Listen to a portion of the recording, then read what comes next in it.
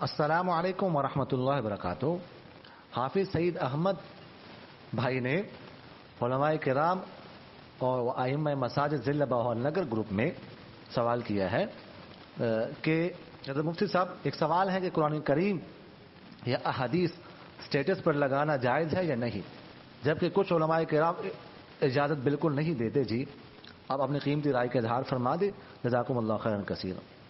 دیکھیں، سٹیٹس پر قرآن پاک کی آیات یا احادیث لگانا جائز ہے، بلکہ دعوت کی نیت سے اگر کوئی لگاتا ہے تو اس کو ثواب ملے گا انشاءاللہ۔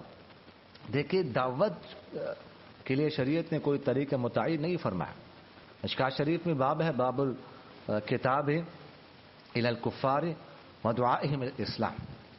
اس میں محدثین نے لکھا ہے کہ دعوت کا کوئی طریقہ متعین نہیں ہے۔ اس زمانے میں خطوط تھے، آپ صلی اللہ علیہ وسلم نے خطوط لکھے، اور اس کے علاوہ نیوز پیپر میں، اخبارات میں دعوت دے سکتے ہیں، فیس بک کے ذریعے سے دعوت دے سکتے ہیں، واٹس ایپ کے ذریعے سے دعوت دے سکتے ہیں۔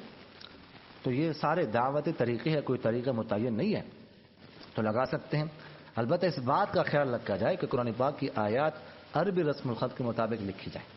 عربی رسم الخط کے مطابق لکھنا ضروری ہے۔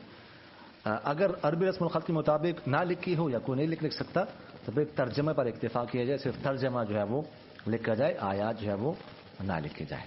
قرآن پاک کی آیت کے بارے میں احادیث کے لیے کوئی متعین رسم الخط نہیں ہے۔ جزاکم اللہ خیر۔